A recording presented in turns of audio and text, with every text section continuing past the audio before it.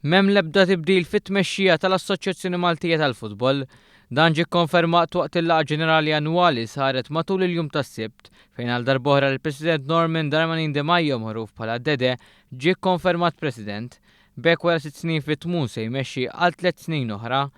Għalkemm ma kkontesta ħadd il-President Norman Darmanin De Maio talab vot ta' fiduċja min-naħa tad-delegati u l-kunsilliera tal-klabs. Dan il-vot wara li d-Dede għadu jgawdi l-fiduċja tal-maġġoranza assoluta e kif huwa ġab 119 il-vot favur u 18 il-vot kontra. L-reazzjoni tiegħi hija waħda ovvjament pożittiva ħafna wara 6 snin illi President. Il-fatt li l-maġġoranza assoluta tal-laqgħa ġenerali riġettatni dan il-mandat jimmotivani u tieni l-enerġija ġdida għal 3 snin li ġejjin. Darmanin De Maio stqar li x-xewqa tiegħu hija li taqali jsir villaġġ sportiv li minnu jista' jibbenefika l-poplu Malti wawċi kollu. Huwa sostna l-Gvern diġà qiegħed jagħti l-għajnuna tiegħu dwar dan. Huwa kkonferm li dawn ser ikunu l-aħħar 3 snin tiegħu fit-tmexxija għalkemm dan diġà kien indikah wara l-aħħar elezzjoni.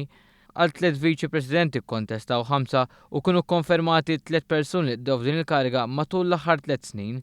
Fil-qoċċa ta' dan ir-riżultat kien hemm l-avukat Chris Bonnet bl-istess numru ta' voti li kiseb Norman Darmanin De Maio, jiġifieri 119 il-vot.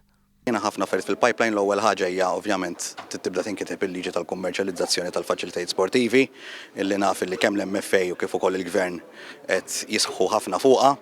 U mbagħad għandna xi affarijiet oħra bħal Premier League il-ġdid u bħal riforma tal-governanza tal-MFA li żgur sa tkun qed timlili l-platt mhux għas-sena li ġejja iżda għat-3 snin li ġejjin. Bonnet sostna li triq il-qoddim mhix waħda faċli iżda bid-determinazzjoni nistgħu nilħqu l-għanijiet maħsuba.